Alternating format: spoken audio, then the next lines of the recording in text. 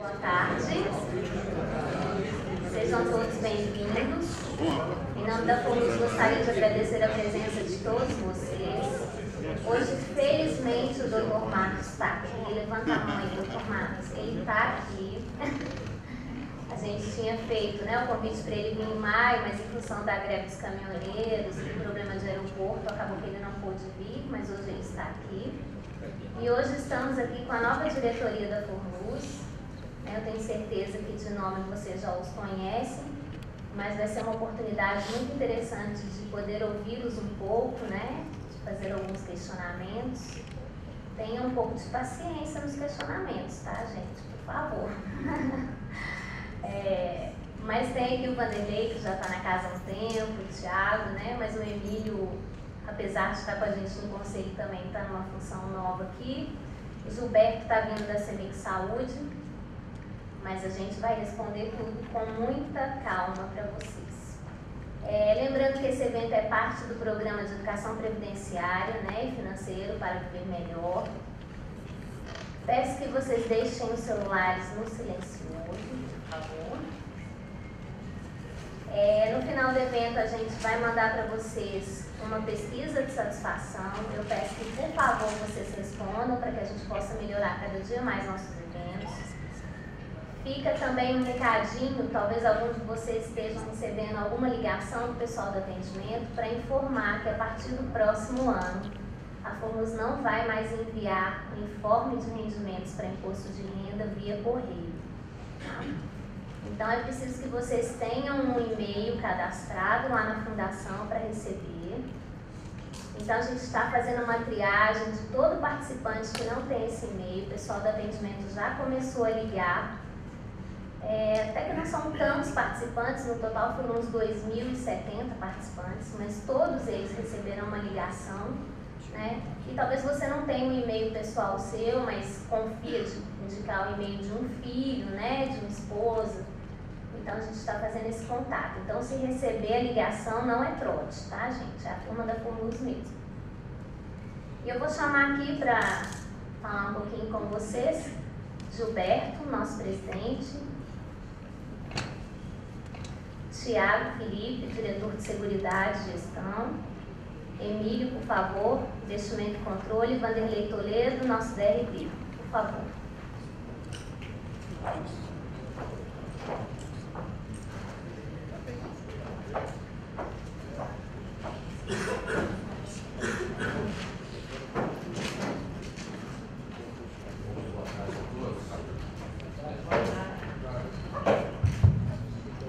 Boa tarde a todos. Sejam todos muito bem-vindos. Para mim é uma satisfação poder esse evento que alguns colegas, a maioria então já assistido, colegas que contribuíram tanto para o desenvolvimento, o fortalecimento, o crescimento da nossa CEMIG. É uma alegria poder sempre recebê-los na casa, que é a nossa casa, a FORLUS é a nossa casa. Eu gostaria de poder me apresentar também a vocês, que alguns já me conhecem, outros nós não tivemos essa oportunidade. Eu estou na CEMIG pelos últimos 31 anos. Na verdade, a CEMIG é meu único empregador. E por mais que nesse público isso seja comum, muitos de nós só estiveram trabalhando na própria CEMIG, quando a gente fala isso com a meninada que está chegando aí hoje no mercado de trabalho, eles estão confusos, porque essas relações não são mais tão longas assim. Mas eu tive essa felicidade, esse orgulho de poder ter minha trajetória toda aqui na CEMIG. Tenho uma origem na área de informática da CEMIG, depois na distribuição, na geração também, na comercialização de energia para os grandes clientes, depois na área de regulação, assuntos regulatórios, na relação institucional da CEMIG junto à Agência Nacional de Energia Elétrica, e isso durante mais ou menos 25 anos. Nos últimos 6 anos, praticamente, eu estive na presidência da CEMIG Saúde. E junto com a FORLUS, formam, na minha avaliação, eu acho que na maioria de vocês, dois excepcionais patrimônios que nós empregados do CEMIG temos e que nos servem profundamente, tanto no período enquanto nós estamos em atividade, especialmente no caso da CEMIG Saúde, mas também agora, já como assistidos no caso da FORUS e da CEMIG Saúde também. Então, tive a satisfação de poder passar os últimos 6 anos lá na CEMIG Saúde, hoje sob a presidência do Anderson Ferreira, onde vocês também já devem conhecer, ou irão conhecer em breve algum desses eventos, né? Mais uma vez, sejam todos muito bem-vindos, né? A FORUS tem, nestes primeiros 60 dias da minha presença lá na Fundação como presidente, tem me permitido confirmar algumas percepções que tinha quando olhava a FORUS de fora como participante, né, ainda na ativa, que era uma percepção de uma organização confiável, uma fundação competente, séria, na qual eu podia deixar os meus recursos e sabia que estavam sendo bem administrados. E na prática, o que eu tenho confirmado nesses primeiros 60 dias é exatamente isso.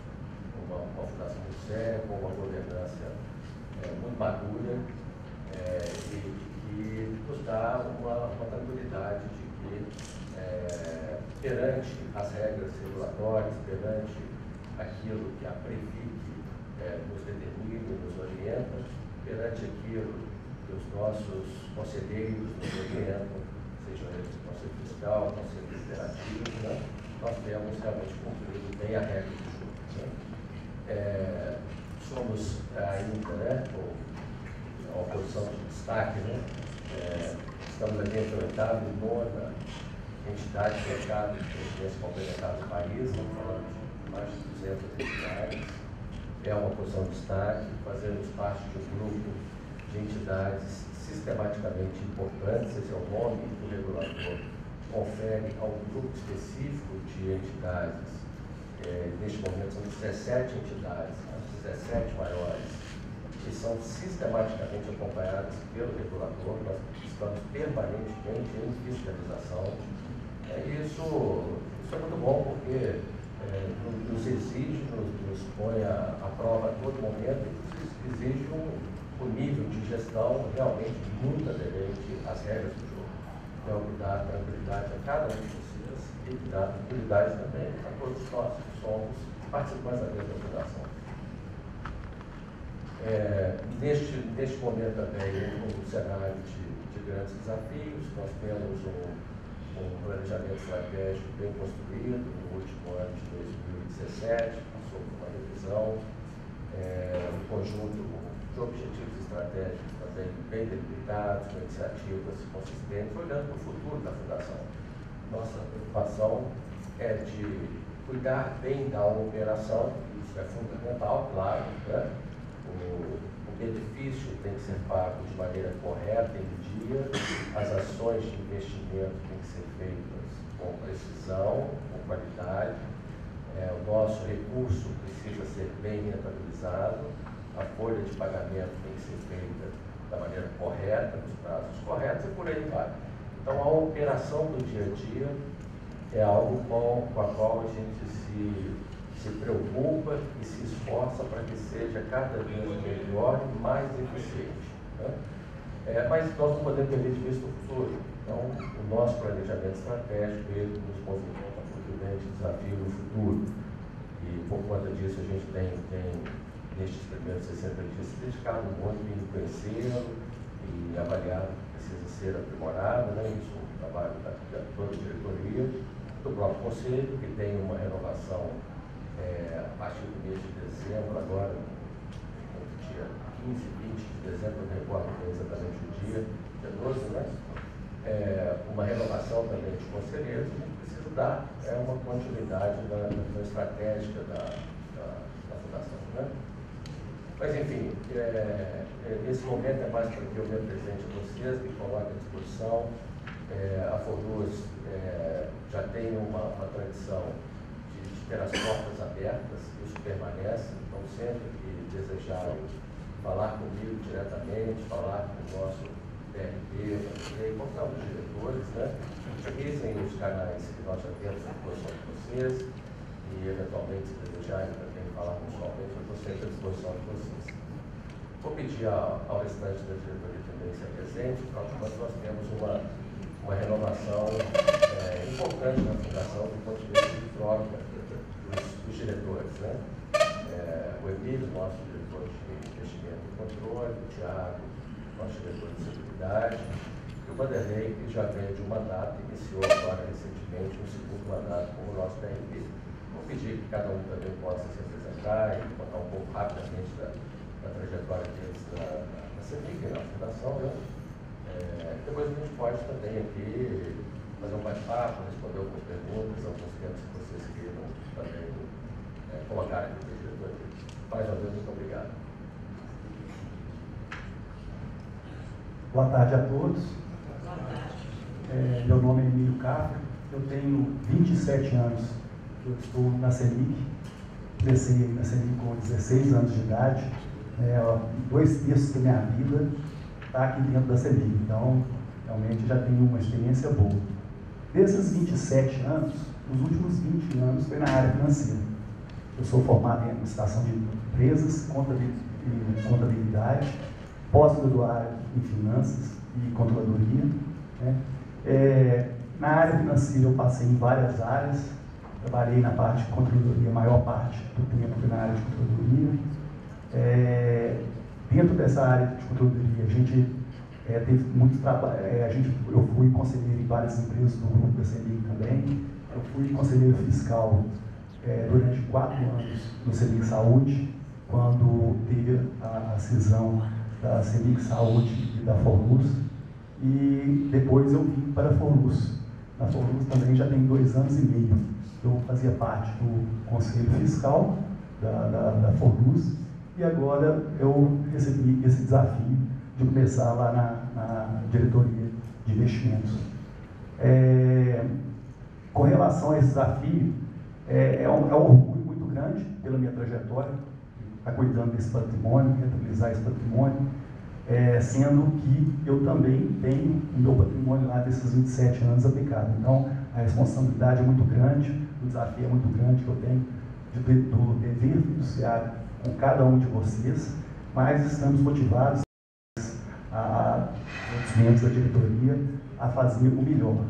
Rentabilidade passada, isso é uma máxima da área financeira, não é garantia de rentabilidade futura. E principalmente nos dias de hoje, que as taxas de juros estão mais baixas, então o desafio se torna cada vez menor.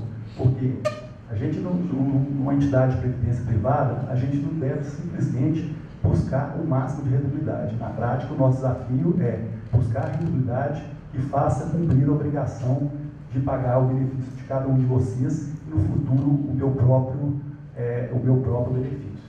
Então, estamos aí começando essa trajetória, conto com cada um de vocês e estamos à disposição da mesma forma para recebê-los no que for necessário. Obrigado.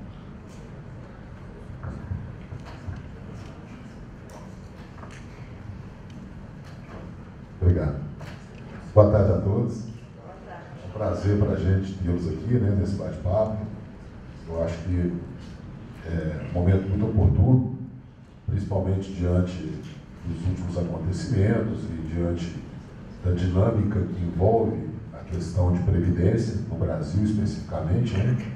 É muito importante para nós ter essa oportunidade para a gente bater um papo com vocês. Quem não me conhece ainda, meu nome é Vanderlei Toledo. Eu estive nos últimos 4 anos, de junho de 2014 a julho de 14 a junho de 2018, estive à frente da diretoria de relacionamento com participantes, eleito pelos participantes assistidos. E fui reeleito por um novo mandato que se iniciou agora em 1º de julho de 2018 até junho de 2022. E como sempre, estamos à disposição, não somente eu enquanto diretor, mas também toda a equipe que trabalha com a DRP, assim como as demais equipes da Forluz, que têm esse trato direto com os participantes assistidos. Renovo aqui esse compromisso de estar à disposição de todos para debatermos o assunto Previdência, discutirmos as situações que envolvem os participantes da Forluz, algumas coisas relacionadas também à patrocinadora, que a gente tem conhecimento até pela atividade executada, e também renovo aqui o nosso compromisso principal, que é de bem representá-los, uma vez que o cargo de representação ele requer essa situação, né? Uma representação direta, uma representação ilimitada dos interesses daquele a quem nós representamos, que são os participantes, assistidos e pensionistas. Fique à vontade, minha fala é breve, para que a gente possa abrir o espaço para vocês, porque o objetivo é responder eventual e qualquer questionamento de todos. Obrigado. Boa tarde. Bom, meu nome é Thiago Gonçalves, sou graduado em Ciências Atuariais, que a gente conhece, né, o curso bem técnico, e sou especialista em Previdência Complementar. Né? Também sou professor universitário, né, também de especialização na área, e estou na Forluz, sou de carreira, né? Sou o primeiro diretor funcionário da Forluz. Né? Entrei na Forluz em 2004 para 2005, né, como analista, e fiz ali a minha carreira, né, como técnico, como analista, depois como atuário. Fui responsável atuarial dos planos a partir de 2013, né, e no ano passado assumi também uma área nova lá, na área de seguridade e atendimento. Né. Isso em março de 2017. Agora fui convidado também a participar dessa nova equipe de gestão, né? Muito orgulhoso também, com uma responsabilidade bem grande, né? Com a área também de TI, a área de recursos humanos. Muito trabalho pela frente dessa diretoria, uma diretoria nova, mais alinhada aos interesses dos participantes e voltado à missão da entidade, que é a perenidade e a solidez, né, do plano e o cumprimento das obrigações. Esse é o nosso norte aqui. Também vou deixar você bem breve nessa apresentação para a gente efetivamente abrir aí para as perguntas de vocês. Okay? Obrigado.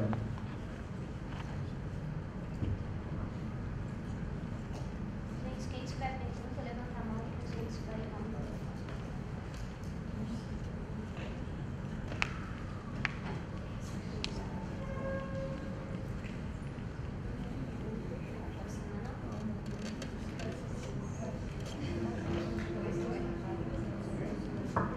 Oi.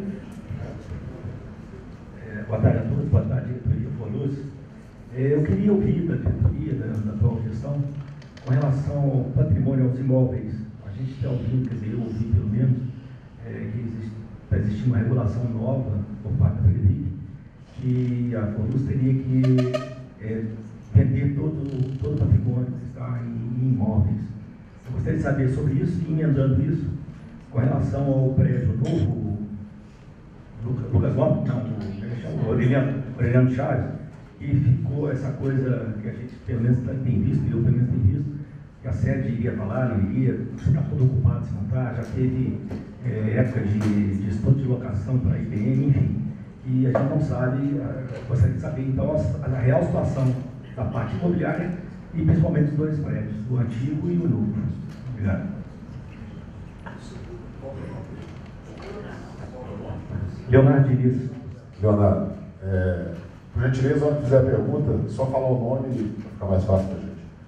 Leonardo, são duas perguntas a sua. A primeira pergunta é com relação à carteira de imóveis. Né? Na Forluz, nós temos as carteiras de investimento que nós temos na Forluz, autorizadas pela antiga 3792, Resolução do Conselho Monetário Nacional 3792, atualmente alterada desde 2018 pela Resolução 4661. Essa resolução ela que explica onde o fundo de pensão pode investir seus recursos garantidores. Isso é muito simples.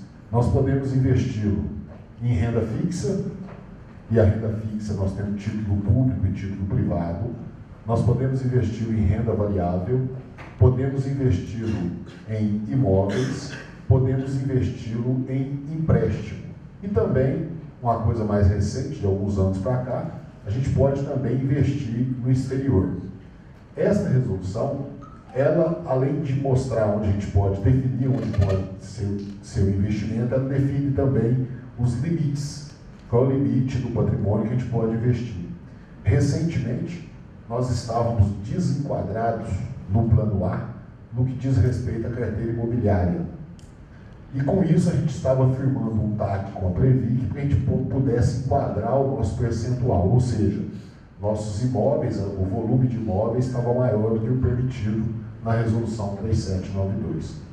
Entretanto, com a alteração dessa resolução através da 4661, ela alterou o prazo, ela definiu um prazo para que as entidades possam se desfazer da carteira imobiliária através da gestão própria.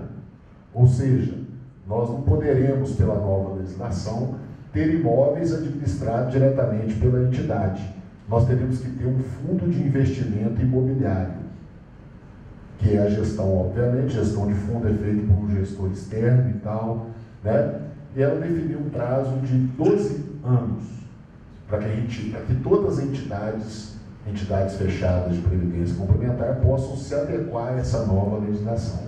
Então não foi necessário, por conta disso, a gente fazer um TAC, um termo de ajuste de conduta com a Previc, não foi necessário fazê-lo, mas sim nós temos esse período de 12 anos para poder desinvestir em imóveis ou, na pior e extrema hipótese, a gente criar então um fundo imobiliário desses imóveis. Perfeito? Então essa é a situação imobiliária nossa hoje da nossa carteira, seja plano A, seja plano B. Lembrando que o plano A nós estamos um pouquinho desenquadrados em função justamente da valorização dos nossos imóveis. Perfeito? Com relação à questão do que vem sendo falado e mencionado sobre a questão da patrocinadora do novo prédio, eu vou passar para o presidente para responder. Só complementando a questão dos imóveis aí, que o Derlei colocou, o nosso plano A, ele já é um plano maduro. O que quer dizer aqui esse plano maduro? É um plano que ele é mais pagador de benefícios do que ele recebe novos aportes. Então, com o tempo também, a gente tem a questão de liquidez. Os imóveis são ativos menos líquidos. Então, a gente teria necessariamente que fazer uma venda para transformar esse imóvel em recursos líquidos, até pelo perfil que é o nosso plano A, para fazer o pagamento dos benefícios de cada um de vocês. Ok? Bom, só complementando então a resposta, né, a segunda parte da resposta, a patrocinadora nos solicitou que fizéssemos uma avaliação de ocupação do prédio do Aureliano Chaves em relação ao Júlio Soares, né? São os dois edifícios ali, um em frente ao outro, né? Isso dentro de um projeto que ela vem desenvolvendo de otimização desta ocupação, né? Nós estamos fazendo esta análise, né? Lembrando que o contrato de aluguel com o Aureliano Chaves, ele tem cláusulas específicas de saída, de denúncia, vamos dizer assim, né? E são cláusulas que foram pactuadas, então, entre o locador e o locatário, né? Então, observada essas condições de saída, é algo que é previsto no seu contrato, né? Todo mundo é um tema que nós ainda estamos em fase de estudos, não há nenhuma conclusão a esse respeito por parte da Forluz, e nós, assim que tivermos essa conclusão, levaremos ao nosso Conselho Deliberativo, que é quem por direito vai opinar nessa matéria, viu, Léo? E também, assim que tivermos essas conclusões, a gente irá comunicar também a todos vocês aí pelos canais da Forluz. Boa tarde, Sônia.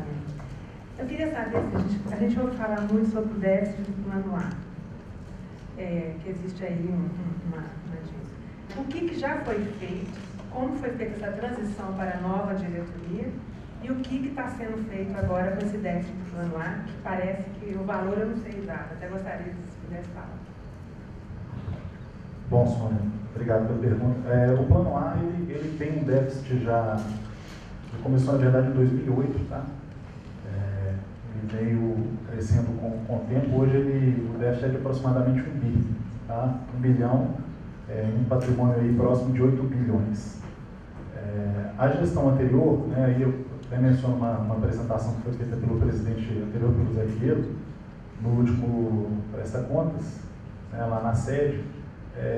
A proposta da diretoria ACEMIG, né, para resolver esse problema que nós entendemos que ele é estrutural, ou seja, não é um problema conjuntural que uma mudança na economia recupere, né, a situação e o torne novamente equilibrado, mas é no sentido de propor ao patrocinador, que atualmente é o único responsável pelo equacionamento desse plano, pela solução dele, né, assim como também foi no passado o único beneficiário de amortizações fruto de superávites. Então, mas entendendo que é um déficit estrutural, a proposta da diretoria anterior, a CEMIG, foi no sentido de equacionamento total.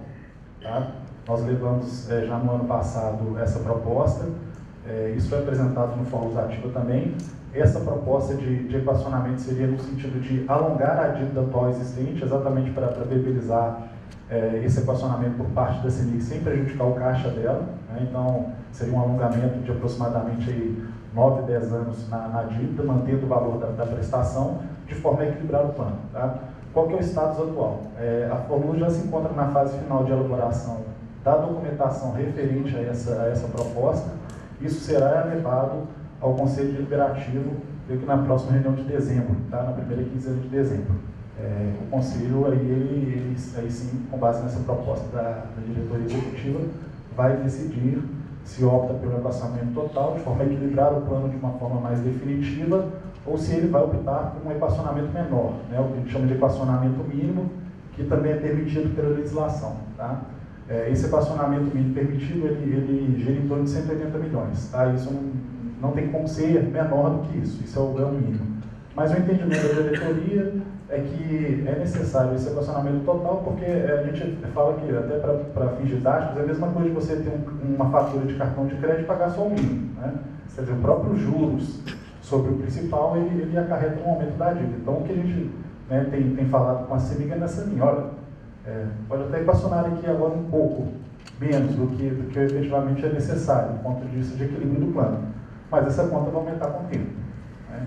Então, é uma bola de neve, não dá para ser dessa forma. Então, a nossa proposta ela é nesse sentido. É bom só para colocar que esse equacionamento mínimo que é feito por parte da CEMIG, isso está previsto na legislação, né? Ela não está descumprindo nada, ela está fazendo de acordo com o que está na legislação. O ponto também que não é segredo para ninguém que nos últimos 2 anos a CEMIG precisava de rolar a dívida dela porque ela tinha um vencimento de dívida muito grande. Então, para fazer o reconhecimento do valor maior dessa dívida inicialmente, era uma coisa que estava difícil, que ela precisava fazer o reperfilamento da dívida. Então, agora, para esse ano, a gente vai ter uma nova conversa, visto que a tendência dos resultados da patrocinadora já indicam sinais melhores aí. Okay? Boa tarde, Marcelo Batitusso, meu nome. Inicialmente, uma saudação inicial ao pessoal que está assumindo, né? E Vanderlei está continuando, que é um velho conhecido. A pergunta pode estar sendo até um pouco prematura, mas certamente vocês já pensaram nesse assunto, ou estão pensando ou vão pensar. Né? Nós estamos aí numa transição em que a partir de janeiro, né, teremos aí um novo governo, um novo governador e, logicamente, tem se falado muito sobre privatização de CEMIG, etc., venda de CEMIG, etc., né? E a gente fica querendo saber exatamente o que vocês estariam pensando nesse sentido, né? E eu sei que depende disso, passos mais largos aí, depende da Assembleia Legislativa, etc., mas certamente vocês teriam talvez já alguma coisa a poder dizer no novo ainda contato, no novo presidente, né, designado pela CEMIG, mas é uma preocupação que eu, por exemplo, já começo a ter desde o início de um fato novo, né, de ser um fato novo, e como fato novo, privatização, quer dizer, o que o adquirente, né, da CEMIG, queria pensar sobre FORLUS, né, sobre déficit de plano A, coisas desse tipo. Ok? Muito obrigado.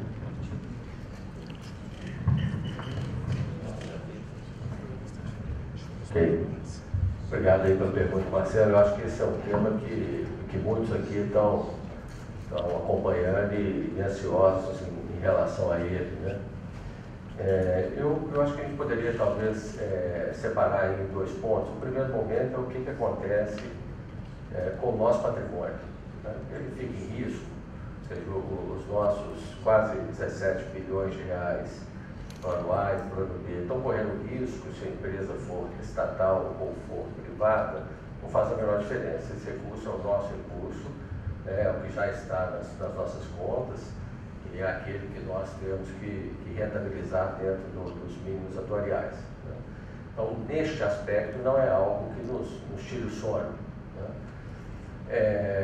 Por outro lado, também, eu acho que a gente pode refletir se o fato da empresa se tornar privada traz algum outro tipo de chamar de direito ou de possibilidade que ela hoje já não tenha como estatal. Vou ilustrar isso um pouquinho melhor só para vocês terem uma ideia. O fato de ser estatal já permite a patrocinadora hoje deixar de patrocinar o plano. Mas para que isso seja feito, ela precisa eliminar um déficit, por exemplo, né? Isso é a mesma regra se ela for privada, né? E existem outras situações, por exemplo, se a patrocinadora desejar avaliar a tabela de contribuição, ela já pode fazer isso hoje, né? E também poderá fazer como privado. Ou seja, não é incorporado um novo elemento desse aspecto mais legal, vamos dizer assim, ou mais regulatório, neste outro ambiente.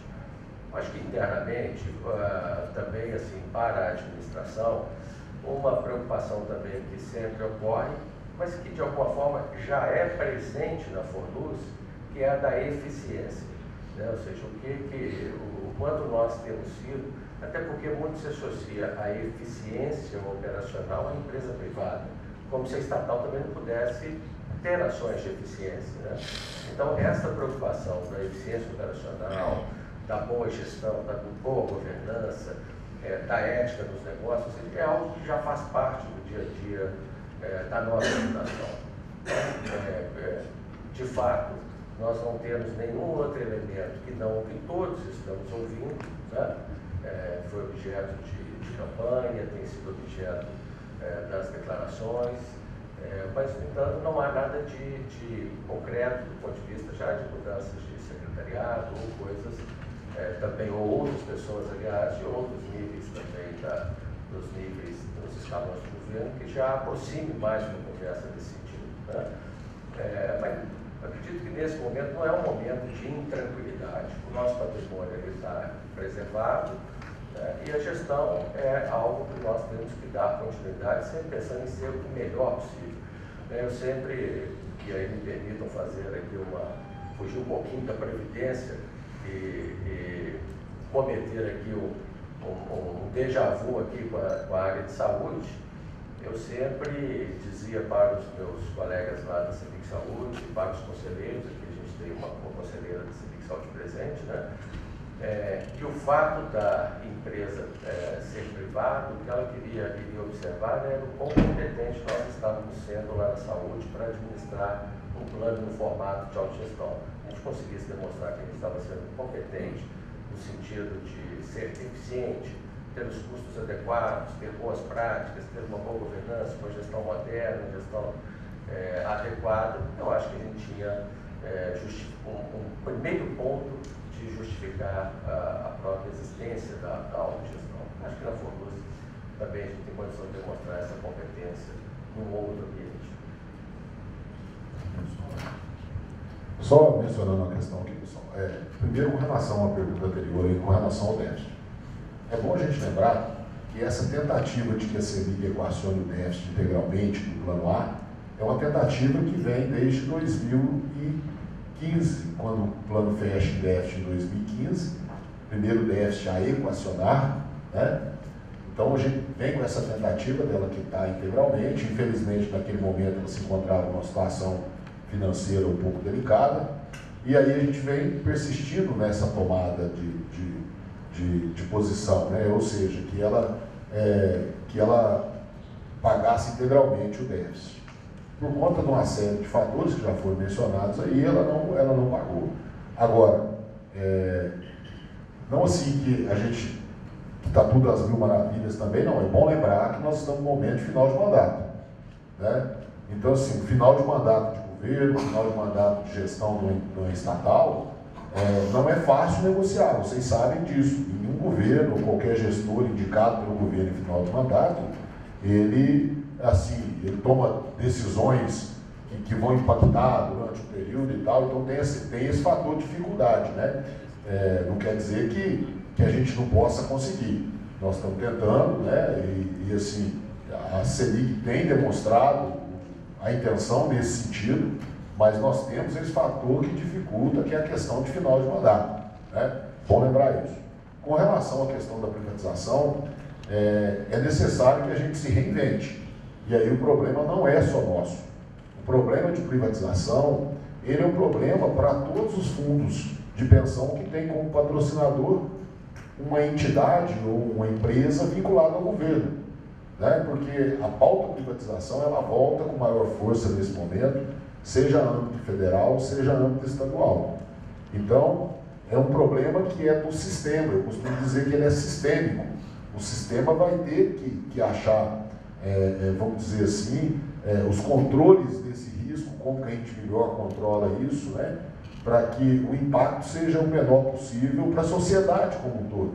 Porque quando a gente fala em previdência complementar, nós estamos falando nada mais, nada menos do que um grupo de pessoas que contribui ativamente, né, na questão econômica do Estado e essa coisa toda. Então, é um desafio muito grande. Provavelmente a gente vai ter que pensar de uma forma que nós nunca pensamos, e aí quando eu falo nós, eu estou falando nós enquanto participantes, enquanto assistidos, né? Porque eu, particularmente, eu não sei se um novo proprietário da estatal estaria disposto ao patrocínio no mesmo nível que se encontra atualmente, né? É bom a gente separar os dois caminhos. O Gilberto muito bem falou aqui. Se ocorresse hoje o pior dos mundos em qualquer fundo de pensão, é a retirada de patrocínio. Esse é o pior. E isso existe desde o dia que o patrocinador resolveu patrocinar. Ele não é obrigado eternamente a patrocinar o plano. Eu faço uma analogia disso aí com o casamento, né? Você casa, lógico que você tenta que você para a vida toda e tal, até que a morte separe, mas se a morte não separar, você pode separar antes se você quiser. Então, assim, eu acho que a Previdência, nesse caso, eu costumo comparar com isso, para mostrar o seguinte: ninguém é obrigado a patrocinar de eterno um plano de Previdência. A partir do momento que ele começou a patrocinar, ele já tem a prerrogativa de retirar patrocínio. Já é um problema que nós temos desde quando nascemos. Entretanto, ele se agrava um pouco mais em função da atual situação, da atual bandeira levantada, que é da privatização. Então, se ocorre o pior dos mundos num plano de Previdência retirar de patrocínio, a questão é daqui para frente.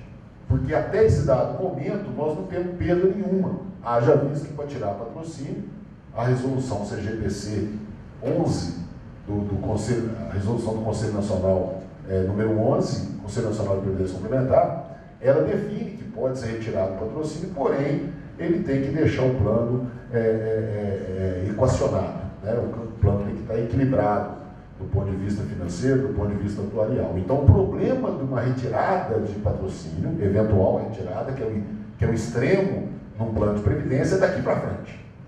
Se eu não tenho mais, eu até fiz uma analogia recentemente com o pessoal que veio com a gente na Forluz, que a patrocinadora é como se fosse o pai do plano, é aquele que patrocina, é aquele que paga, né? E se você perde o patrocinador, é como se você tivesse perdido o pai, aquele que banca, aquele que segura a onda e tal, né? Então o problema é daqui para frente.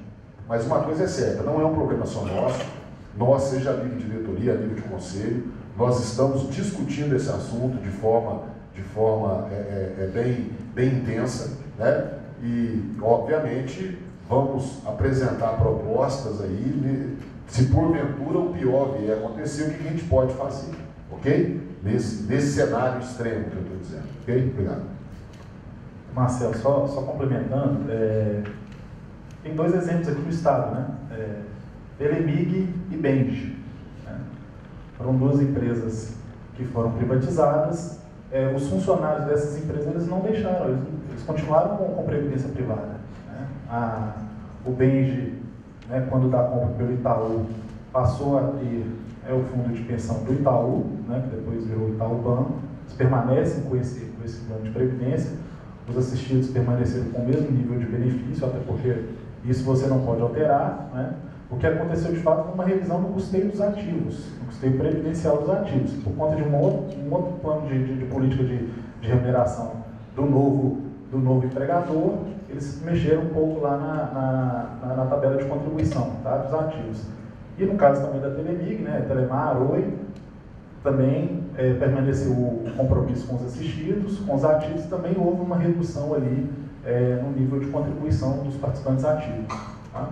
Mas, ou seja, ninguém, pelo menos que eu conheço aí nesses últimos 20 anos de previdência, quando da privatização perdeu o plano de previdência, né? O compromisso ele se mantém. Tem Gilene, boa tarde, Gilberto. Minha pergunta vai ser direcionada a você e ao diretor, nosso representante. É o seguinte, eu já ouvi conversas e há estudos de passar a Forluz para a gestão do órgão do Estado que faz a gestão da Previdência do Estado, que é antiga Minas Caixa, IPCEM.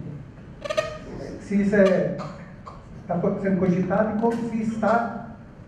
como é que está o andamento disso.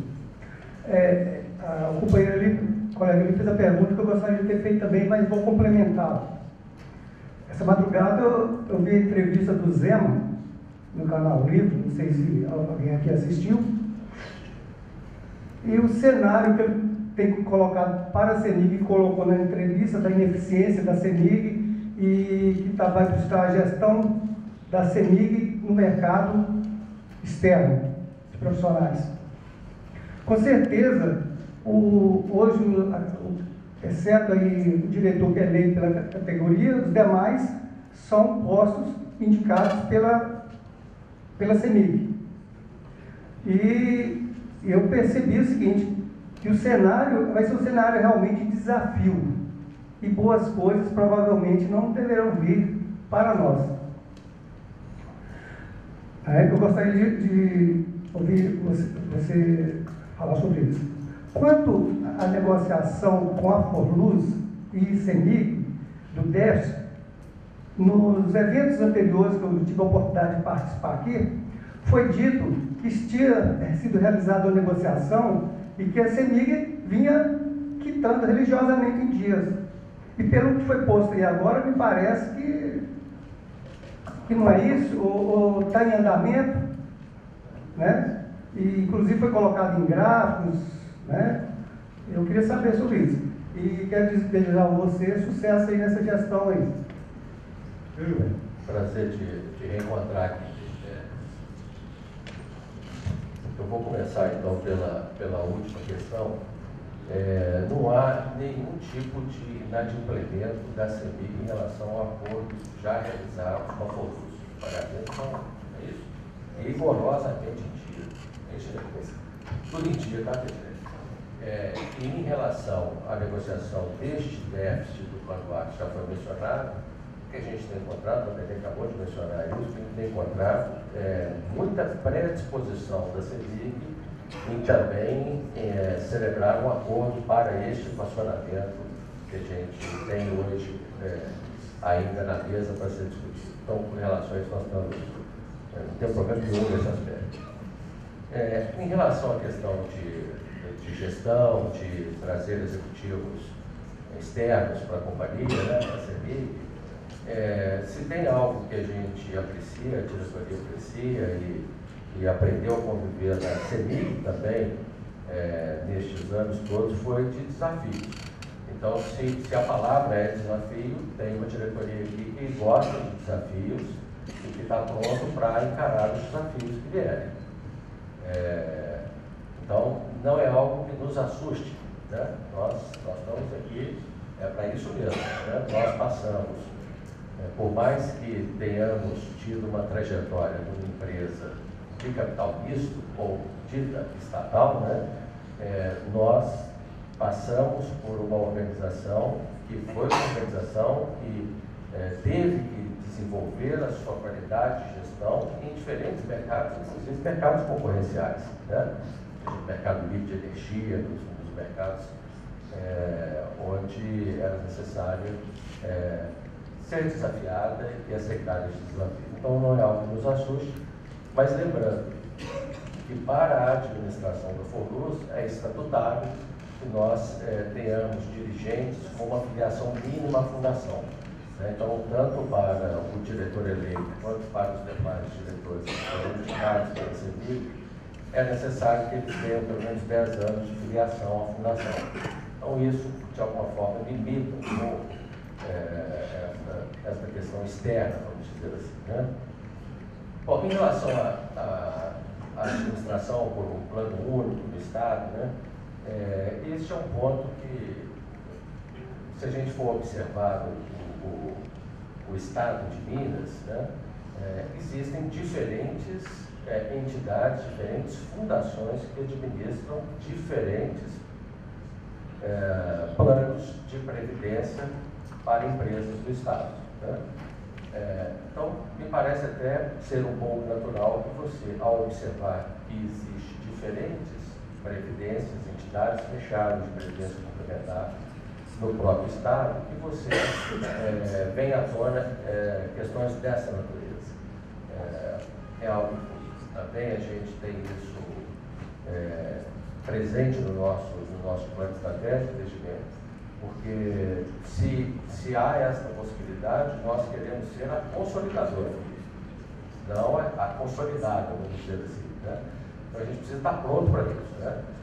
Para estar pronto para isso, não basta dizer que somos a maior de Minas, porque isso já é um fato, né? Do ponto de vista de patrimônio, a FORLUS já é a maior do Estado, mas isso não garante nada, né? Nós precisamos ser a mais eficiente, a mais competente, a melhor governança, menores custos, né?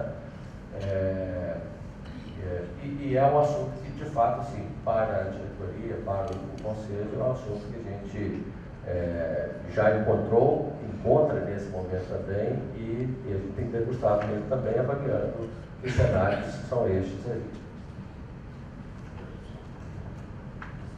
Só esclarecendo aqui uma situação que eu acho que é importante de lembrar. A CEMIG, ela paga o plano A mensalmente até junho de 2024. Ela paga uma parcela mensal referente àquela dívida que o plano BD tinha quando ele foi saldado em 97. Quando ele foi saldado é porque tinha uma dívida, a CEMIG assumiu essa dívida, então todo mês ela paga uma parcela dessa dívida. Essa dívida hoje aproxima os 700 milhões do total dessa dívida. E a última parcela dela é junho de 2024. Além disso, o primeiro déficit que surgiu com necessidade de equacionamento no plano A recentemente foi em 2015. Então, a partir de 2017, ela passou a pagar, a partir de janeiro de 2017, uma parcela mensal desse déficit, que ela equacionou, que foi da ordem de 284 milhões no total a ser equacionado. Então, ela paga também essa parcela mensal. Quando foi em 2016, o plano apresentou déficit novamente, e o mínimo a ser equacionado pela legislação foi 99 milhões. E ela vem pagando também essa parcela a partir de janeiro de 2018, vem pagando essa parcela.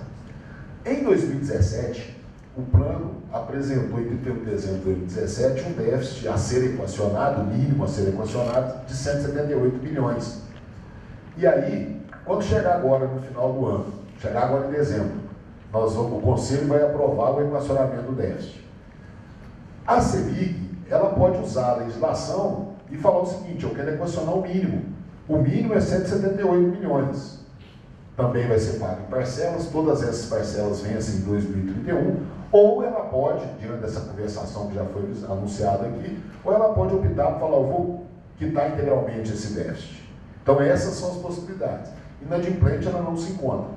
recentemente eu tive até uma notícia, tive conhecimento, de que a CEMIG às vezes atrasa 1 ou 2 ou 3 dias o pagamento de tributos que ela tem que fazer junto aos governos estaduais, federais, mas religiosamente ela não atrasa as parcelas que têm que ser repassadas para os planos de benefício, plano A e plano B da FORLUS. Então, isso para nós é uma segurança, uma garantia de que ela honra os compromissos e tal, e essa coisa toda. Com relação à outra pergunta que o senhor fez, sobre a questão de administração do plano por outras entidades, né? Lembrando que nós estamos tratando de previdência complementar, enquanto que o IPSENG é um regime próprio de previdência. Porque quando fala em outras administrações, é natural que as pessoas pensem no IPSENG, né? Porque o IPSENG é o maior, ele é o maior do Estado e ele é um exemplo, por exemplo, de administração de plano de previdência. Ele é um administrador de plano de previdência. Então, existe uma resolução chamada Resolução número 25, de 13 de setembro de 2017, que ela trata sobre a transferência de gerenciamento de planos. Essa resolução também é do Conselho Nacional de Previdência Complementar. O que significa isso? Significa que, se você tiver um patrocinador, ou o Estado, através de suas empresas, patrocinando planos de previdência, ele ainda tem essa opção de fazer a junção de todas essas entidades numa entidade só. Agora, a primeira condicionante que existe, primeiro, os planos não se comunicam, os patrimônios dos planos não se comunicam, os participantes mantêm seus direitos, todos os direitos dos participantes são mantidos, os planos não se comunicam, perfeito? Porque às vezes a pessoa fala assim, mas nós temos um plano tão bom aqui e tal, de repente vou ter que juntar com outro plano que é deficitário. Não, os patrimônios não se comunicam. A única coisa que altera aqui é que a gestão, o gerenciamento, seria feito por uma única entidade fechada de previdência complementar, que ia fazer a gestão de todos esses planos vinculados aos estatais. Ok? Então, isso é o que a legislação permite. Eu só dei o exemplo de 100, mas tem um exemplo aí, relatório antiga Minas Caixa. Isso. O que nós temos hoje, só para o pessoal, o que nós temos hoje no Estado? Nós temos a FORLUS, que administra os planos de previdência da CEMIG e das empresas do grupo CEMIG. Nós temos a Libertas, que administra os planos de previdência da Copasa, da MGS, Prodenge, dessas empresas Coab, essas empresas mais vinculadas diretamente ao Estado, as autarquias. E nós temos também a DESBAN, que administra o plano do Banco BDMG, do Banco de Desenvolvimento. Temos a Derminas, que administra planos de previdência do pessoal do DR, Departamento de Estrada e Rodagem. E temos recentemente a Previcom, que é a previdência dos empregados do Estado de Minas Gerais, previdência nova, que surgiu há 1 ano e meio, 2 anos ali. Então são esses 5 que nós temos, tá? Ok? Então, desse item que o senhor falou especificamente, chama transferência de gerenciamento. Só complementando, tem também uma entidade de Brasília, que é a SERES, que administra também 2 estatais, EPAMIG e Emater. Então Minas Gerais hoje tem 17 estatais, com 6 fundos de pensão administrando esses planos. Bem, gente, Lúcio Calote, eu também assisti ontem a entrevista do governador na Band News e, na realidade, complementando com esse assunto aqui hoje, eu tenho até um certo otimismo, porque o que ele quis dizer, na verdade, foi o seguinte, que perguntaram a ele se a CEMIG seria privatizada.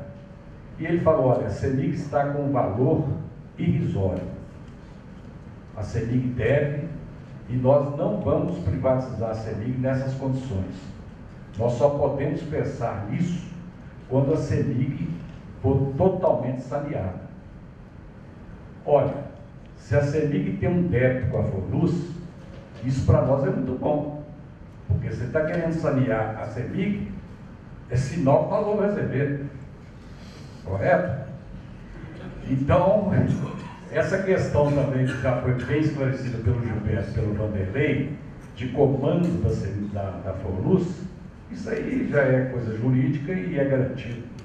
Então, eu achei que até a explicação, a intenção dele é a melhor possível nesse sentido. Mais alguém tem pergunta?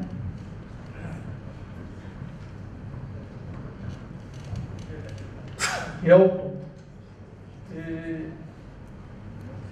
resumindo a minha preocupação toda com tudo isso que foi falado, se realmente acontecer uma privatização, se acontecer de um novo patrocinador não quiser continuar patrocinando, qual a verdadeira situação da Forluz para se manter?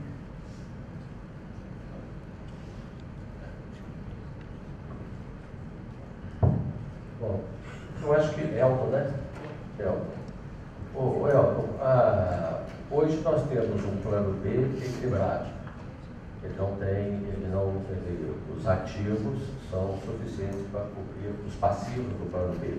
O plano A já foi dito aqui, né? Nós temos um déficit do plano A. É importante resolver o problema do déficit do plano A, né? Seja pelo valor mínimo, mas o mais importante é que ele seja definitivamente resolvido pelo valor de equilíbrio, que é um valor superior a esse mínimo então, que eu mencionei, né? Então, resolvido esta questão, que é uma questão sine qua non para que você possa, por exemplo, retirar um patrocínio, o plano fica em equilíbrio, né? Então, não me parece que a gente tem aí um grande problema ou uma preocupação em relação a esse aspecto, não. Você não teria como retirar um patrocínio sem primeiro equilibrar esse déficit, né? A gente tem sentido por parte da CEMIG uma predisposição muito grande, apesar do ponto que o Vanderlei colocou e que é real, né? Que todos vivemos situações similares na CEMIG ao longo da nossa trajetória lá, de trocas de governo. Então, realmente, você, quando se aproxima de um final de ano de troca de governo, isso pode acabar dificultando um pouco essa fechamento de acordo pelo valor máximo agora, né, o valor de equilíbrio máximo, né? Apesar de a gente não ter jogado o boné não, porque as conversas continuam muito boas e a CEMIG tem demonstrado muito interesse e preocupação em resolver esse assunto. Isso é fato. Eu acho assim, para tentar ficar mais claro, mais prático, quando você pergunta assim, qual que é a verdadeira, real situação dos planos? Vamos lá. O plano A nós já falamos, ele tem hoje uma reserva, a necessidade do plano hoje, vamos dizer assim, ele é uma necessidade de 8 bi, aproximadamente. 8 bilhões, ou seja, para o que está planejado para todos os aposentados, mais os pensionistas, mais eventuais pensionistas, o que se tem planejado hoje é que para pagar esse pessoal até o último dia de vida, estou explicando bem simplesinho aqui para vocês entenderem, ok? Me perdoe a simplicidade, mas é para ficar bem fácil, porque tem muitos termos técnicos que se a gente usar, as pessoas podem não entender bem a realidade dos fatos. Para honrar todos esses compromissos, precisaria de 8 bilhões de reais. Isso é trazido a valor presente. Hoje precisaria ter 8 bilhões para poder honrar todo o compromisso aqui até o final de vida do último participante, do último beneficiário do Plano A. Entretanto, você não tem esse recurso, você tem um déficit atuarial. Você tem um déficit com a diferença de aproximadamente 800 milhões. Perfeito? Então está faltando 800 milhões, vamos dizer assim, no Plano A. Se ele fechasse hoje, acabou o mundo, vamos pensar, o mundo acabou tudo, o que está faltando? 800 milhões. Esse que é o déficit que nós estamos correndo atrás para que a CEMIG possa equacionar integralmente. Primeiro ponto. E aí, as pessoas perguntam, mas e aí, se acabou, como é que fica isso? Né? A primeira coisa que se faz, quando retira patrocínio, uma vez já equacionado, 8 bilhões de cá, 8 bilhões a pagar de cá, vamos dizer assim, faz então a individualização da reserva matemática. O que é isso? Esses 8 bilhões não é para todo mundo que está no plano? vai individualizar. Para fulano precisa de X, para ciclano precisa de Y, para Beltrano precisa de Z, né, reais. E uma vez individualizadas essas reservas matemáticas, a legislação permite 3 possibilidades. Uma das possibilidades é a entrega da reserva matemática ao participante, primeira possibilidade. Segunda possibilidade, não nessa ordem, tá? Segunda possibilidade é a migração dessa reserva para um plano aí fora, num banco, alguma coisa assim. E terceira possibilidade, são os participantes se reúnem e resolvem, então, trabalhar através de um plano instituído, que é um plano que não tem mais a figura do patrocinador. Perfeito? Então, por isso que a gente, é só esclarecendo para entender qual que é a efetiva realidade. Hoje faltam 800 milhões, está faltando de déficit lá que precisa equacionar. Perfeito? Isso eu estou falando do plano A, que é o plano vitalício. No plano B, naquela parte vitalícia do plano, o plano está equilibrado. Aliás, ele está até com pequeno superávitzinho e tal, deve fechar equilibradinho o ano. Perfeito? Então ele não tem problema de déficit a ser equacionado. No plano B, nós temos também a figura do cotista, que são aqueles que recebem por cotas. Tem alguém que recebe por cotas aqui? No caso de cotas, é o mais fácil de tudo. Por quê? Porque todo mês, todo dia, você olha lá, tem um saldo de contas seus. Então, se acontecer o pior dos mundos, que a gente imagina que não vai acontecer, mas é necessário colocá-lo aqui para que vocês entendam, se acontecer o pior dos mundos, você tem o teu saldo de contas para fazer uma das 3 coisas que eu falei anteriormente. Ou você tem o saldo à vista, portabilidade desse saldo, ou a criação de um plano instituído. Perfeito? Então essa é a nossa, assim, colocando de forma mais clara possível como é que se encontra a questão dos nossos planos. Perfeito?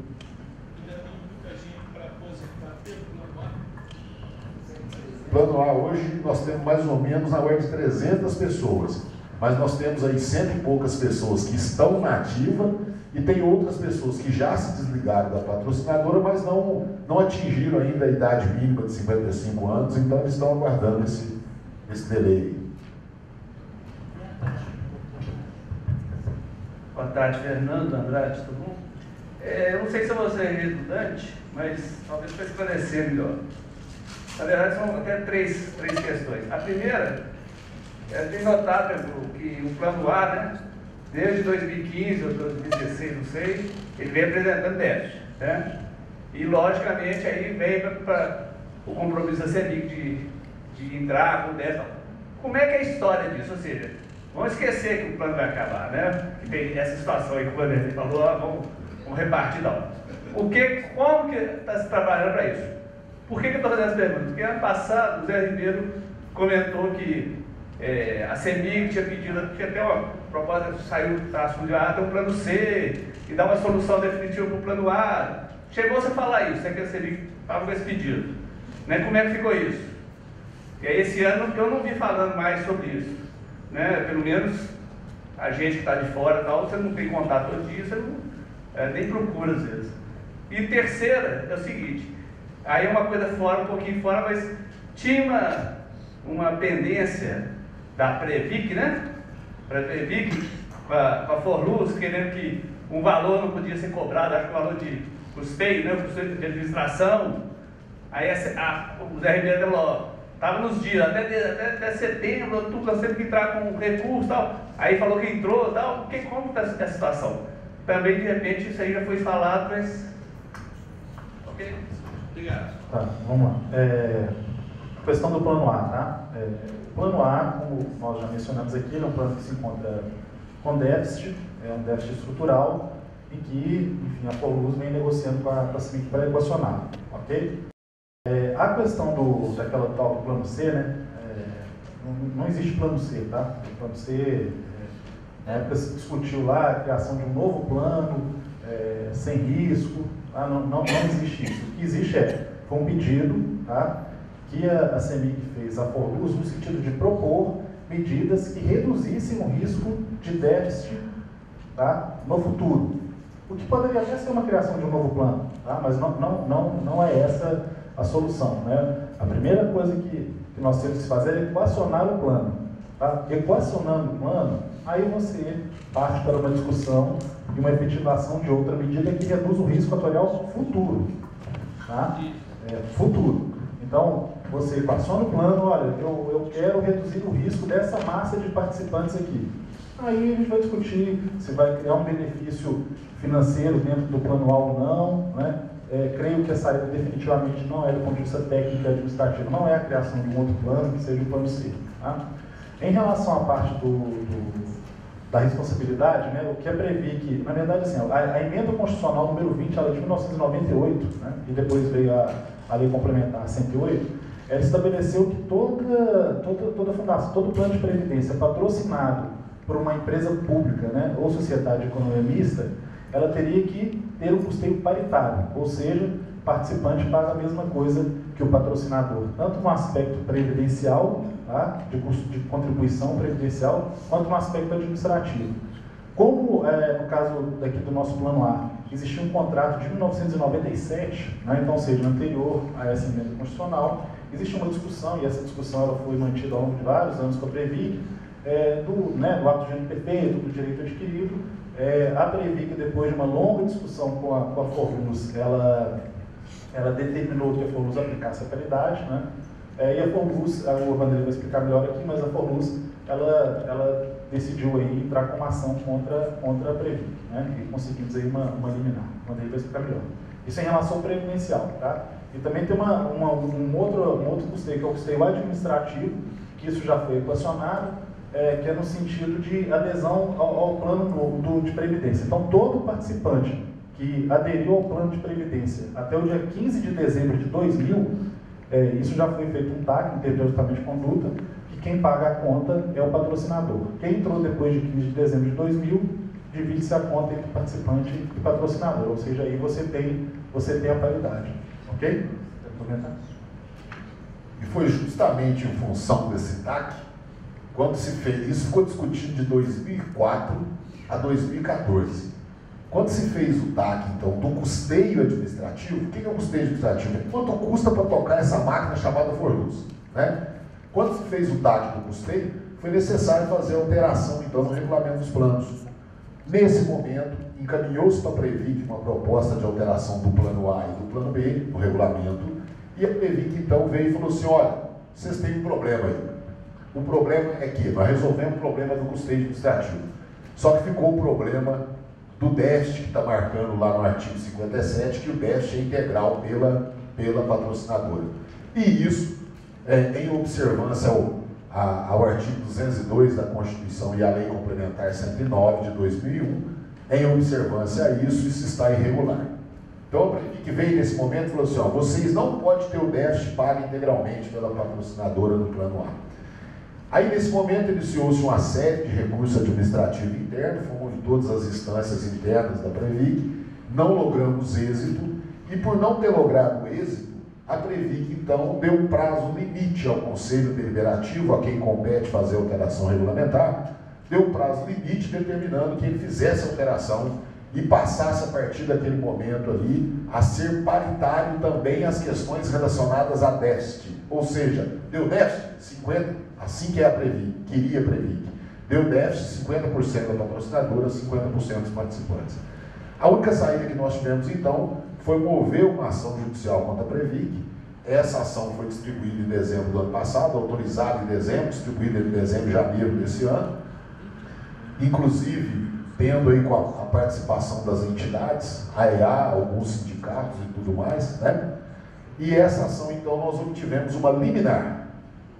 Nessa decisão liminar, o artigo 57 permanece em vigor. E aí o seguinte, e até como advogado que sou, a gente sabe que todo processo, ele tem 3 possíveis resultados. Ou você ganha, ou você perde, ou você empata. E o empate, eu costumo dizer, no processo, nada mais é que um bom acordo, né? Nesse sentido também, a Previc já encaminhou para o Conselho a seguinte orientação. Olha, conselheiros, temos essa ação aqui, temos aquela discussão daqueles valores que foram devolvidos à CEMIG em 2006, 7, 8, que eram de superávit, que foram devolvidos para a CEMIG, e nós podemos fazer uma ampla discussão sobre isso.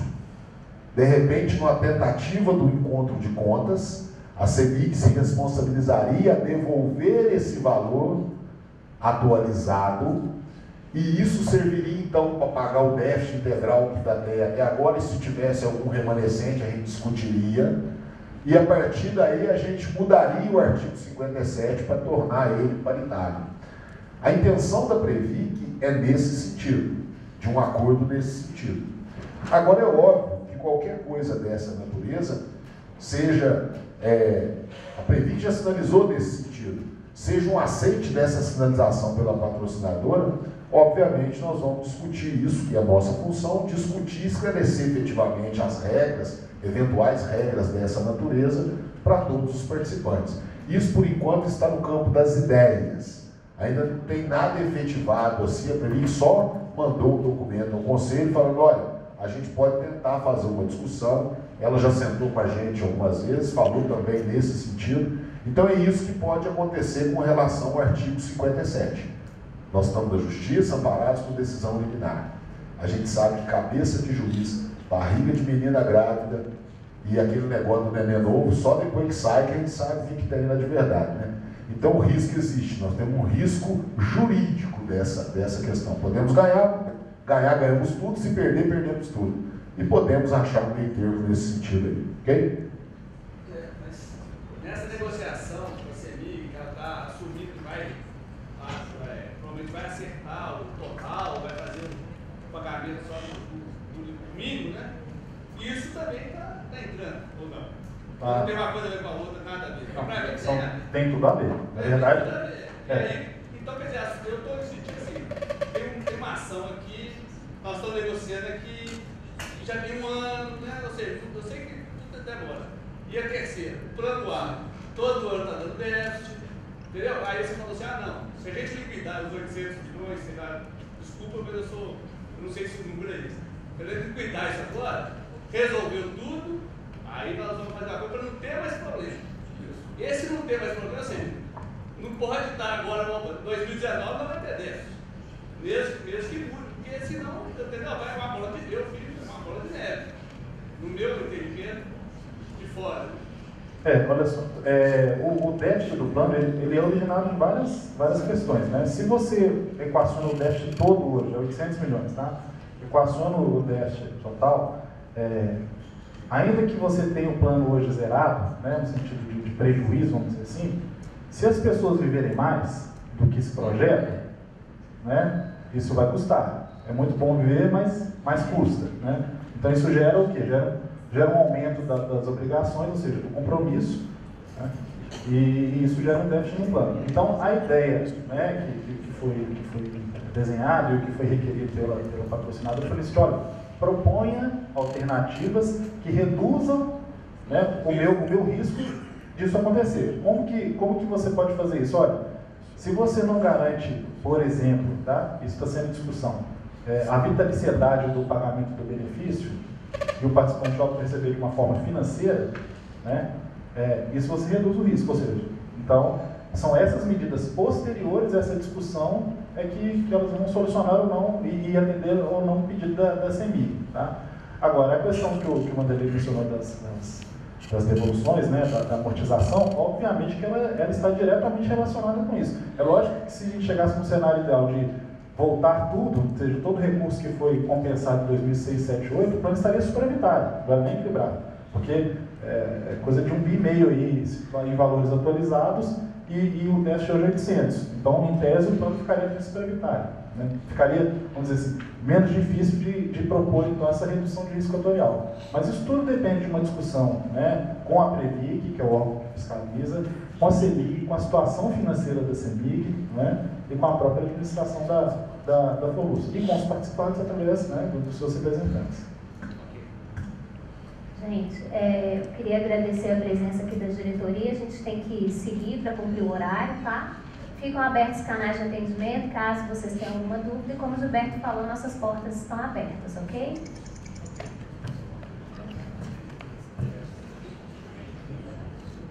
Pessoal, queria agradecer imensamente a participação de vocês e dizer que nós estamos à disposição. Seja grupo de pessoas que queiram se reunir lá, conversar com a gente, entender isso melhor, para a gente né, poder ter mais tempo para discutir, porque o tempo que é curto, até porque tem uma programação com o doutor aqui, né, mas nós estamos à disposição. Né. Não é fácil a situação que a gente está passando no Brasil, não é uma situação fácil, talvez seja uma situação ímpar na existência dessas entidades de previdência complementar.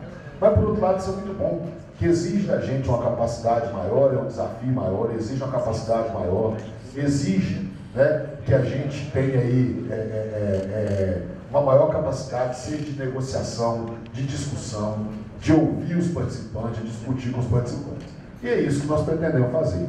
Né? Nós não temos dúvida que não é fácil, põe na cabeça de todos que não é fácil, mas também não tem nada perdido. Nós não estamos no fim do mundo, né? Nós temos a capacidade de administrar e já passamos por outras situações, talvez nem tão difíceis, talvez até mais difíceis que essa, e conseguimos resolver. E eu acho que, por mais que a gente possa estar cismado nesse momento, com privatização, com o que vem a acontecer, a gente tem que entender que as coisas não são feitas de forma unilateral. Né?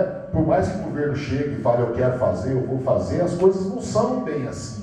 É necessário uma discussão ampla, é necessário um convencimento, né? E por isso que eu acho que a gente precisa muito de cada um de vocês. A gente precisa muito, estou vendo o presidente do Conselho Deliberativo aí da EA, a gente precisa muito da discussão com a EA, precisa muito da discussão com as entidades sindicais. Nesse momento nós estamos todos passando pelo mesmo problema, daí a necessidade da gente ter o equilíbrio e a serenidade para poder discutir com todos. E é isso que nós estamos lá à disposição, lá na Forluz, para qualquer participante, queira seja individual ou de forma coletiva, nós estamos lá para discutir isso, ok? Muito obrigado a todos.